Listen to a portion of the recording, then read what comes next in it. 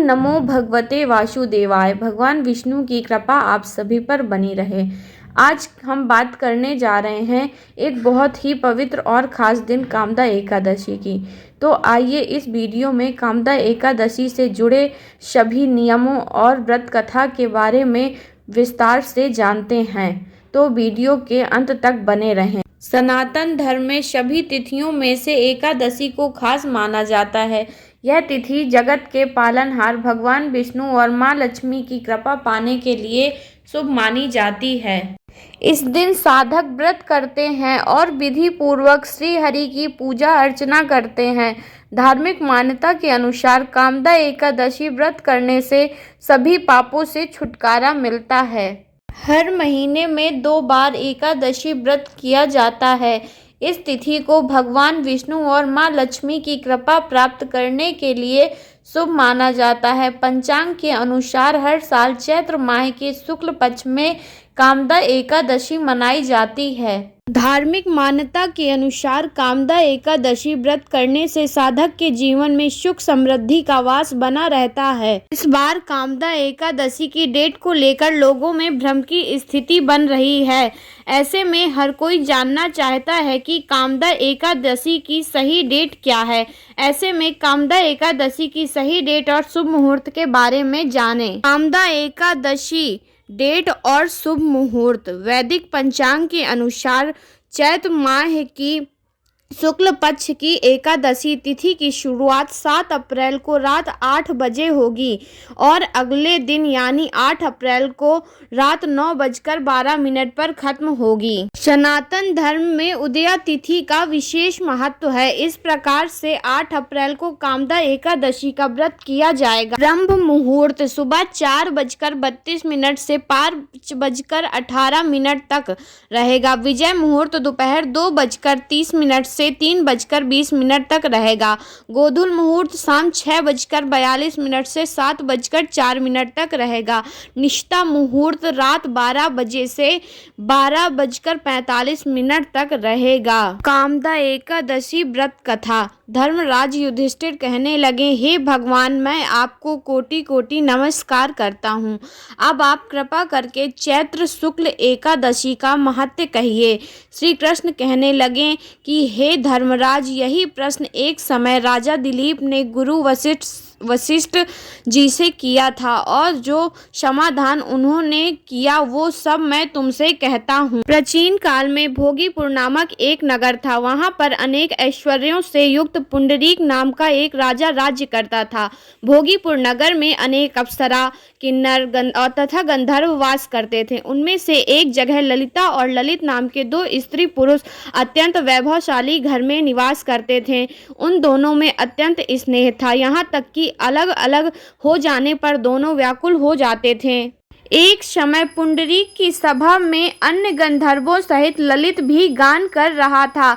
गाते गाते उसको अपनी प्रिय ललिता का ध्यान आ गया और उसका स्वर भंग होने के कारण गाने का स्वरूप बिगड़ गया। ललित के मन में के भाव जानकर कारकोट नामक नाग के पद भंग होने का कारण राजा से कह दिया।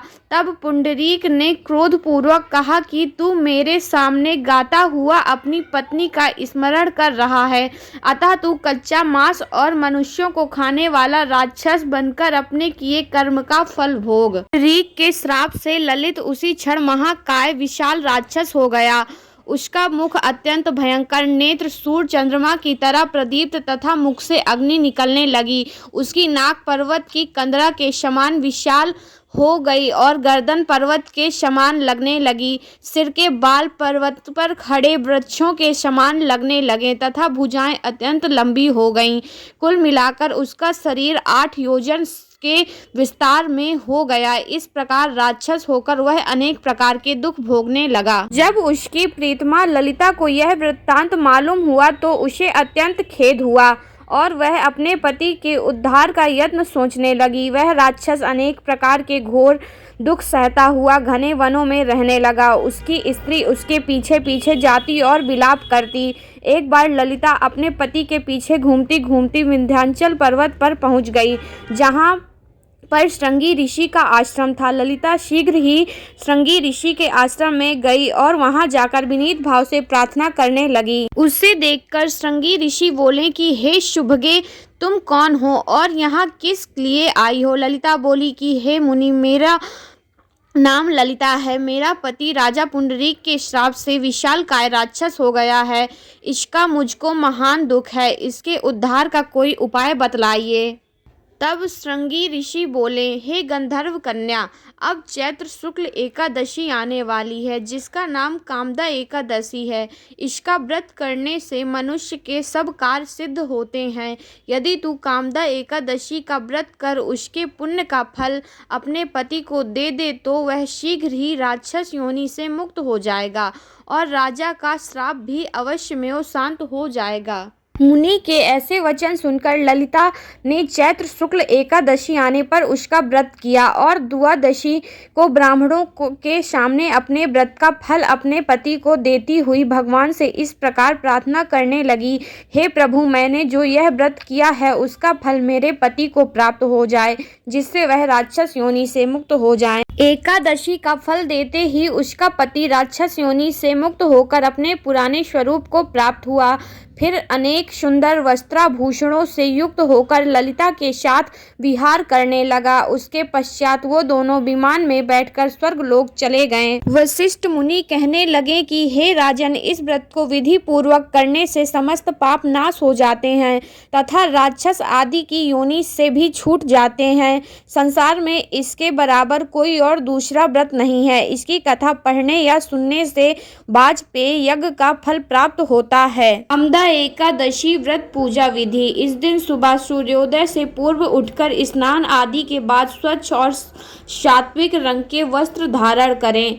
इसके बाद एक लकड़ी की चौकी पर लाल कपड़ा बिछाकर भगवान विष्णु की तस्वीर या प्रतिमा स्थापित करें। भगवान विष्णु की मूर्ति को ओम नमो भगवते वासुदेवाय मंत्र का उच्चारण करते हुए पंचामृत से स्नान आदि कराकर वस्त्र, चंदन, जनेऊ, गंध, अक्षत, पुष्प, तिल, धूप, नैवेद्य, ऋतुफल, पान, नारियल आदि अर्पित करके कपूर से आरती उतारनी चाहिए। इसके बाद कामदा एकादशी की कथा का श्रवण या वाचन करें। रात्रि में भगवान हरि का जागरण करें एवं द्वादशी के दिन गरीबों को भोजन कराएं और जरूरतमंदों की मदद करें। सात्विक भोजन करें एवं किसी भी प्रकार के विचारों से खुद को दूर रखें। इस दिन भगवान विष्णु और उनके मंत्रों का जाप करने से पापों से मुक्ति मिलती है। इसलिए कामदा एकादशी का व्रत पूरी श्रद्धा के साथ रखना चाहिए। कामदा एकादशी के दिन जातक को अपनी राशि के अनुसार श्री हरि को ये खास चीजें चढ़ानी चाहिए। मेष राशि के लोगों को कामदा एकादशी पर भगवान विष्णु को लाल फूल अर्पित करने चाहिए। वृषभ राशि के जातक को इस दिन श्री हरि पर पंचामृत चढ़ाना चाहिए। मिथुन राशि के लोगों को इस तिथि पर विष्णु जी को तुलसी पत्र अर्पित करने चाहिए। कर्क राशि के जातकों को कामदा एकादशी पर नारायण को धनिया की पंजीरी का भोग लगाना चाहिए। सिंह राशि वालों को इस तिथि पर श्री हरि को लाल रंग के वस्त्र चढ़ाने चाहिए। कन्या राशि के लोगों को इस मौके पर भगवान विष्णु को मोर का पंख चढ़ाना चाहिए। तुला राशि के लोगों को कामदा एकादशी पर श्री हरि को दही चीनी अर्पित करनी चाहिए। वृश्चिक राशि के जातकों को इस अवसर पर नारायण को लाल चंदन चढ़ाना चाहिए। धनु राशि के लोगों को इस दिन भगवान विष्णु को पीले रंग के वस्त्र अर्पित करने चाहिए। मकर राशि के लोगों को इस तिथि पर नारायण को शमी के फूल चढ़ाने चाहिए। कुंभ राशि के जातकों को कामदा एकादशी पर भगवान विष्णु को शमी के पत्ते चढ़ाने चाहिए। मीन राशि के लोगों को इस तिथि पर भगवान विष्णु को गोपी चंदन का तिलक लगाना चाहिए। कामदा एकादशी पारण का समय। एकादशी व्रत का पारण द्वादशी तिथि पर किया जाता है। ऐसे में कामदा एकादशी का पारण 9 अप्रैल को किया जाएगा। इस दिन व्रत का पारण करने का शुभ मुहूर्त सुबह 6:02 से लेकर 8:34 तक है। व्रत का पारण करने के बाद अन्न और धन का दान जरूर करना चाहिए। कामदा एकादशी पर जरूरी है इन चीज़ों का दान।